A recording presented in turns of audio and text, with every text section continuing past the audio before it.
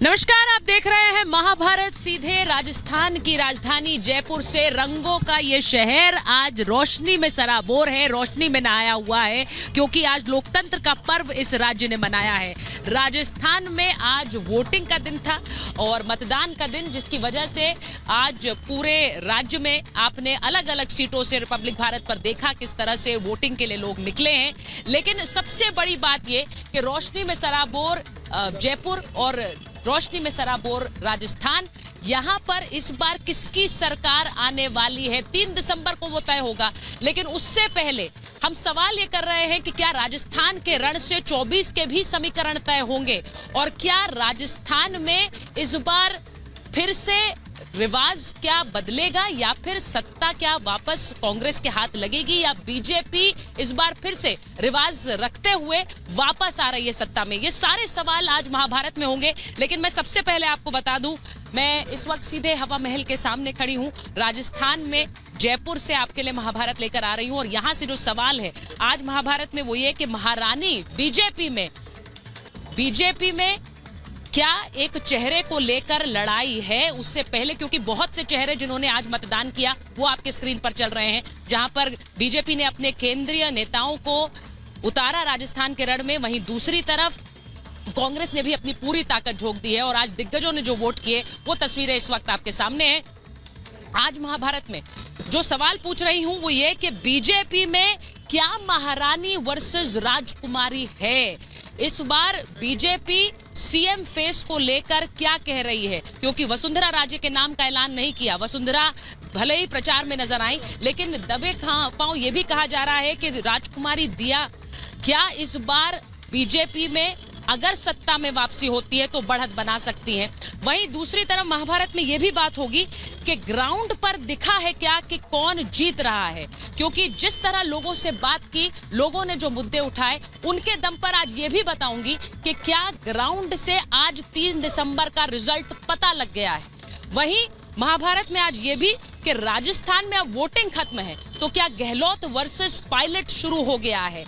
वो लड़ाई, वो दरार जो पिछले 5 सालों में राजस्थान में दिखी, लेकिन चुनाव प्रचार आते आते वो खाई कहीं कांग्रेस ने पाटने की कोशिश की, क्या अब चुनाव बाद वो खाई फिर से दिखेगी। ये भी आज महाभारत में आपसे पूछूंगी, अपने मेहमानों से पूछूंगी। लेकिन इसी के साथ साथ एक मुद्दा ऐसा जो इस चुनाव में राजस्थान भर दिखाई दिया और वो था मोदी फैक्टर।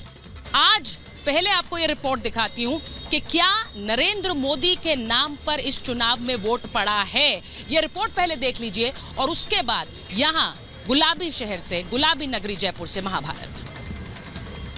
मोदी मोदी मोदी मोदी मोदी।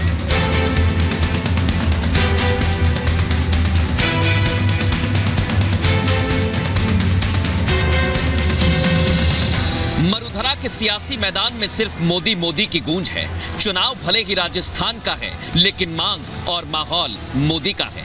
इसलिए तो विधानसभा के लिए मतदान में भी प्रधानमंत्री मोदी के नाम पर बम्पर वोटिंग हो रही है। राजस्थान के चुनाव में भले ही नरेंद्र मोदी खुद चुनाव नहीं लड़ रहे हैं, लेकिन वोटर बीजेपी को नरेंद्र मोदी के नाम से प्रभावित होकर ही वोट दे रहा है। इसीलिए सवाल ये पूछा जा रहा है कि क्या नरेंद्र मोदी जीत का बड़ा फैक्टर रहेंगे राजस्थान में। सूबे की 200 में से 199 सीटों पर वोटर्स में जबरदस्त उत्साह है। दिग्गजों ने भी अपने अपने इलाके में मताधिकार का इस्तेमाल किया तो लोग खुलकर बूथ पर पहुंचे, जिसके दम पर बम्पर मतदान हुआ। कमल जैसे खिला हुआ है वैसे ही खिलता हुआ रहेगा, न कभी मुरझाए न कभी मुरझाए। यहाँ पर विकास का पूरा मॉडल मोदी जी का चलेगा। मोदी जी जो जो राजस्थान में विकास करेंगे वो ही मॉडल यहाँ पे चलेगा। हम चाहते हैं कि मोदी योगी आए तो हम आजादी से जी सके। वैसे तो पूरे चुनाव में भ्रष्टाचार, महंगाई, मुफ्त की योजनाएं, पेपर लीक, कानून व्यवस्था और कन्हैयालाल हत्याकांड का मुद्दा जोर शोर से उठा, लेकिन राजस्थान में सबसे ज्यादा मोदी फैक्टर चल रहा है, क्योंकि चुनाव में प्रधानमंत्री मोदी सबसे बड़ा चेहरा है। बीजेपी मोदी के नाम पर मैदान में उतरी हुई है। प्रचार कैंपेन पूरी तरह मोदी पर केंद्रित रखा है। सीएम चेहरा नहीं, मोदी के काम पर फोकस है और मोदी के नाम पर बीजेपी के लिए वोट पड़ रहा है। राजधानी जयपुर में रिपब्लिक भारत के कैमरे पर सुचरिता कुकरेती से बात करते हुए लोगों ने बता दिया कि मोदी को लेकर जमीन पर कितना जबरदस्त रिस्पांस है। राज भी बदलेगा, रिवाज भी बदलेगा, कमल खिलेगा, विकास भी होगा, राष्ट्र सर्वोपरि है। 5 सालों से करप्शन झेल के दुखी हो गए, तो इस बार सरकार बदलनी चाहिए। कमल ही खिलना चाहिए, बीजेपी सरकार आनी चाहिए। राजस्थान में हर 5 साल में सत्ता बदलने का रिवाज है। ऐसे में मोदी ने अपनी टीम से 7 सांसदों को मैदान में उतारा तो कांग्रेस में लंबी खींचतान के बाद गहलोत पायलट साथ नजर आए। भारतीय जनता पार्टी ने 5 साल यहाँ विपक्ष की भूमिका निभाने में नाकाम रहे हैं, इसलिए मुझे पूरा विश्वास है कि भारी बहुमत के साथ हम लोग यहाँ सरकार बना पाएंगे। उनको करंट लगने वाला है 3 दिसंबर को, ये बिल्कुल क्लियर है। जो लोगों का मूड है, जो पूरे राजस्थान का मूड है, बिल्कुल क्लियर है। प्रधानमंत्री मोदी जी की गारंटी हर घर में है, हर मन में है। अब दोनों पार्टियां जीत बनाम रिपीट के अंडर करंट का दावा कर रही हैं। रिपीट होगी इस बार। इन बातों में कोई दम नहीं है। ये चुनाव मोदी जी का नहीं है, विधानसभा चुनाव है। मैंने तो पहले भी हमेशा कहा है कि भारतीय जनता पार्टी प्रचंड बहुमत के साथ जीतेगी, सरकार में आने वाली है। चलिए अब जनता तय कर देगी कि कौन राजस्थान के लिए पनौती था और कौन नहीं। राजस्थान में लड़ाई कांग्रेस बनाम बीजेपी की है।